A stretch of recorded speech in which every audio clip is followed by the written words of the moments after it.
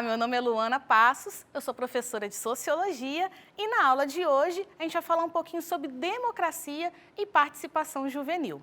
E o que é democracia? Por que é tão importante a gente estudar sobre a democracia? Vem comigo que eu vou explicar para você o conceito de democracia. O termo democracia deriva da junção dos vocábulos gregos demos, povo, e kratos, poder. O conceito de democracia como poder do povo surgiu na Grécia Antiga aproximadamente no século V a.C.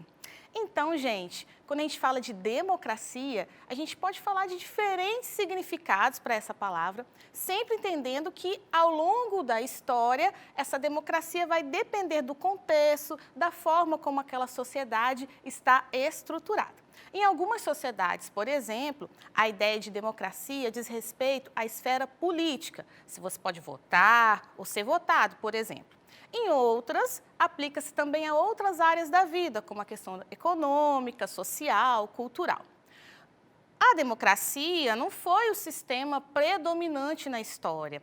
Desde a sua formulação lá na Grécia Antiga até o século XIX, poucos governos adotaram o regime democrático. E quando quando adotaram esse regime, foi sempre em resposta à luta de outros grupos, geralmente grupos excluídos do processo de tomada de decisão.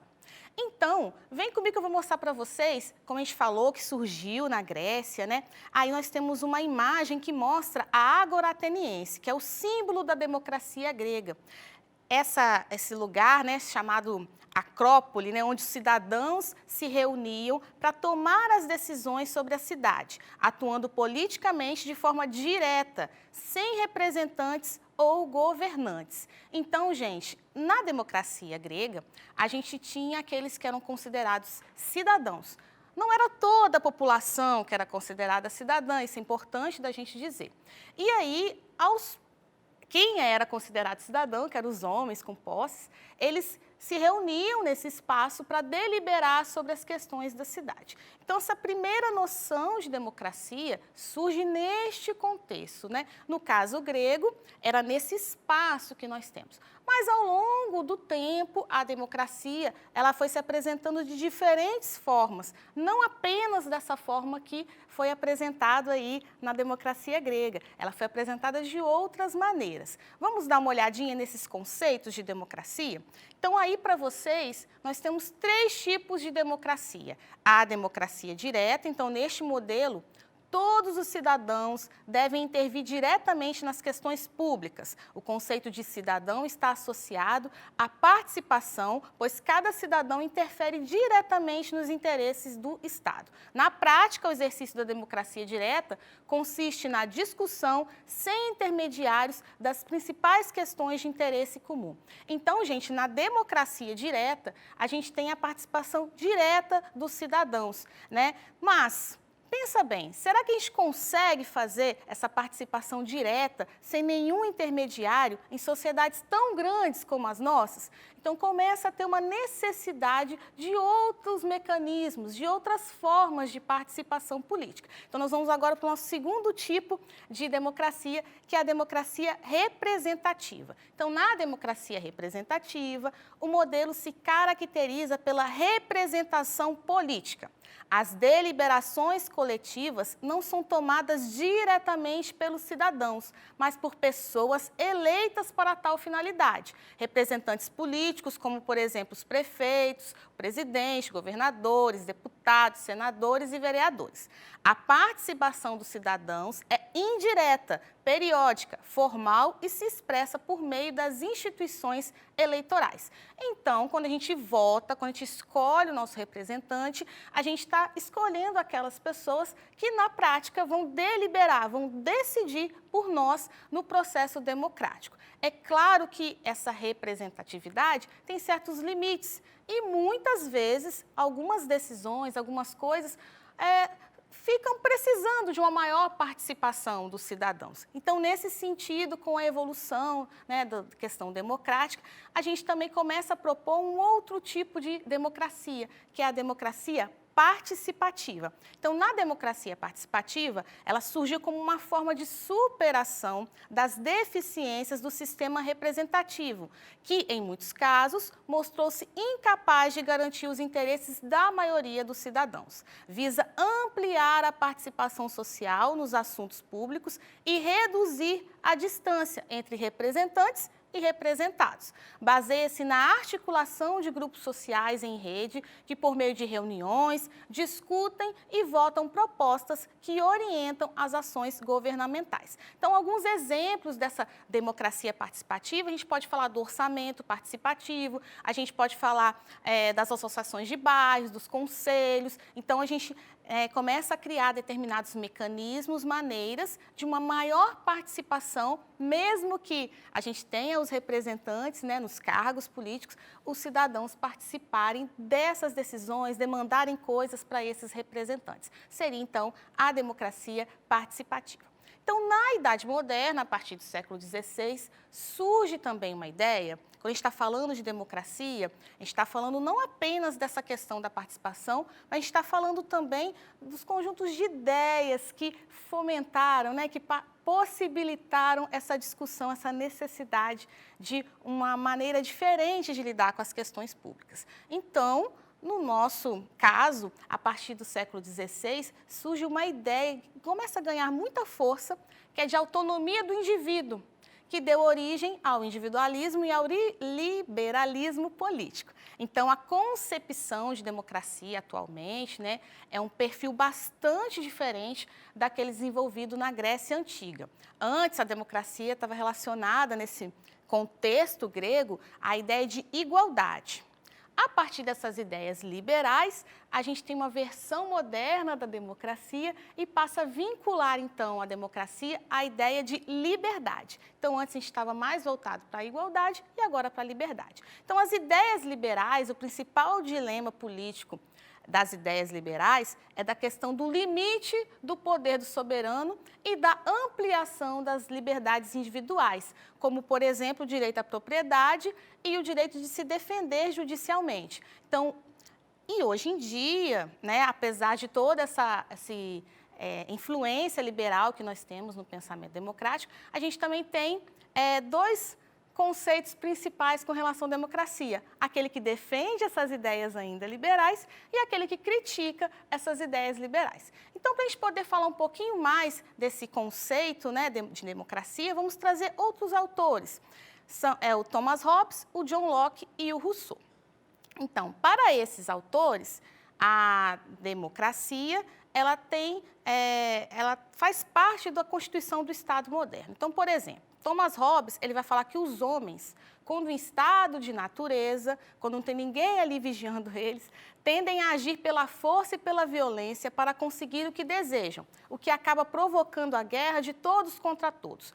Por isso, para disciplinarem a si mesmos e garantirem seu bem-estar, seria necessário firmar um contrato social, regulado por uma autoridade soberana, no caso, o monarca, né, dentro do contexto do que ele estava dizendo. Esse poder absoluto, no entanto, não se justifica pelas teorias do direito divino dos reis, que até então tinham força, mas sim pela transferência dos direitos dos indivíduos ao soberano.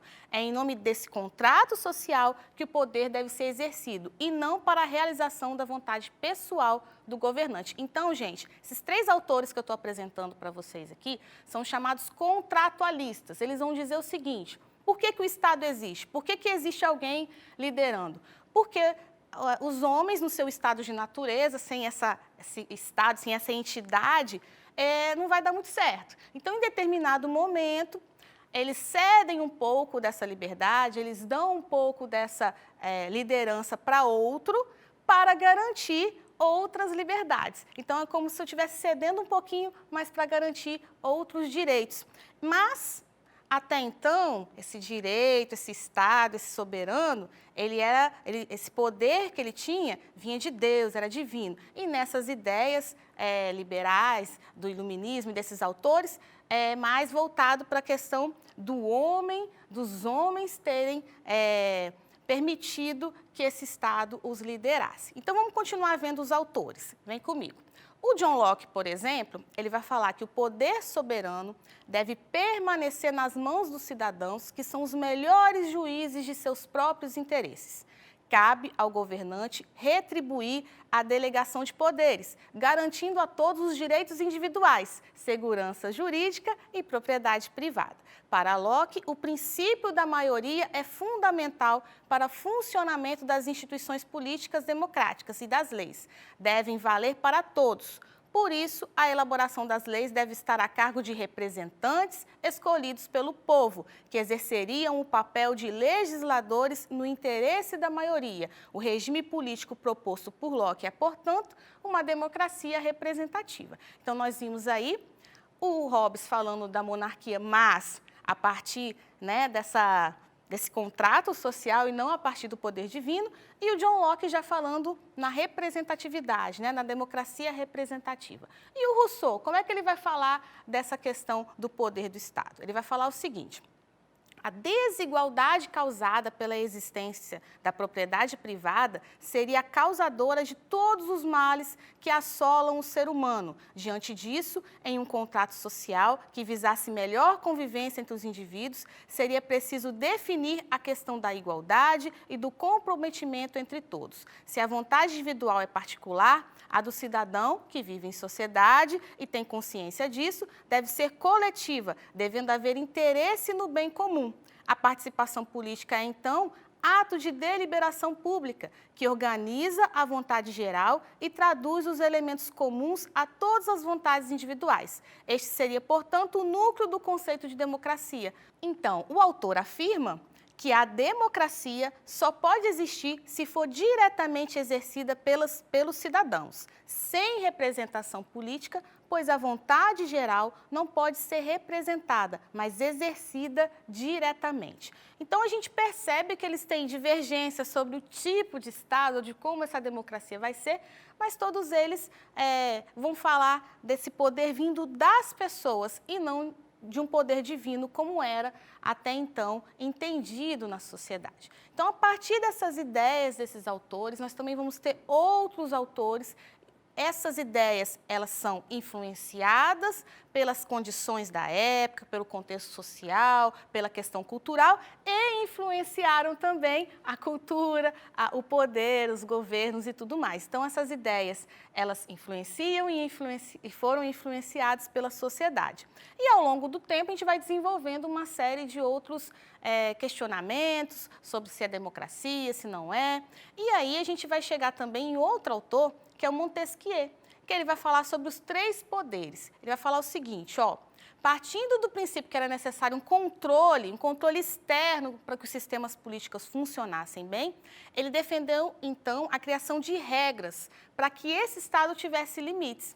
Então, para que esse Estado tivesse limites, ele falou, então, dos 3 poderes, para vamos dizer assim, fiscalizar e contribuir com o outro, que é o que nós falamos hoje sobre o legislativo, o executivo e o judiciário. Então, esses autores, esses pensadores foram influenciando ao longo do tempo a nossa forma de se organizar, a nossa forma de entender o poder, de entender como que isso se dá na sociedade e contribuindo, então, para esses ideais, para essas ideias relacionadas à democracia, Então, vamos falar um pouquinho sobre esses 3 poderes? Vamos entender um pouquinho sobre eles? Vem aqui no slide comigo. No poder legislativo, o que é o poder legislativo? Ele tem funções de fiscalizar o poder executivo, elaborar e votar leis de interesse público nas instâncias relativas, municipal, estadual, federal, e em situações específicas, julgar autoridades, como o presidente da República ou os próprios membros da Assembleia. Já o poder executivo é o poder do Estado, do governo, que nos moldes da Constituição de país teria por atribuição governar a nação e administrar os interesses públicos. Já o poder judiciário é exercido pelos juízes, cujas capacidades e prerrogativa de julgar estariam baseadas nas regras constitucionais e nas leis criadas pelo poder legislativo. Então, para que o poder pudesse ser exercido da melhor forma, nós acreditamos, né, é uma ideia mais contemporânea, inclusive, ainda muito, né, defendida, de ter esses poderes. O poder legislativo, que seria aquele que vai fiscalizar o executivo e vai elaborar as leis, o executivo que vai, de fato, executar as políticas de governo, e o judiciário, então, que vai se basear nas leis para poder fiscalizar e julgar os demais poderes, né?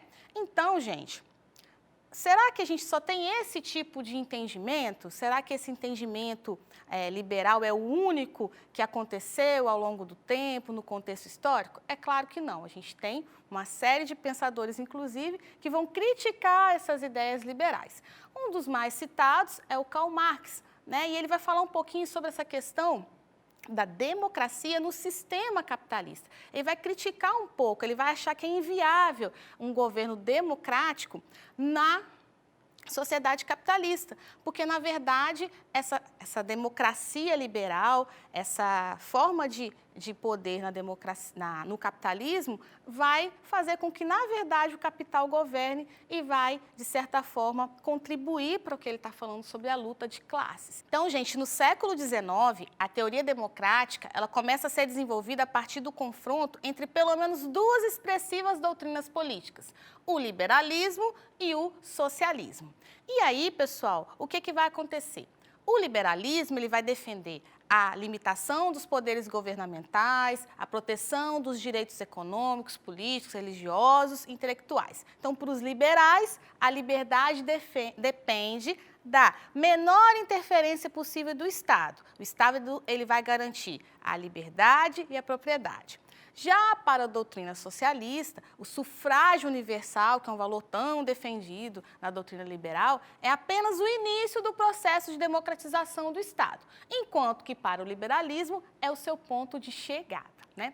E aí alguns teóricos do socialismo também, eles vão defender uma visão diferente, uma crítica à democracia liberal e a uma defesa de uma maior participação popular e do controle do poder por meio dos chamados conselhos operários. Então, a regulação da democracia, ela passaria a acontecer nos próprios locais de produção.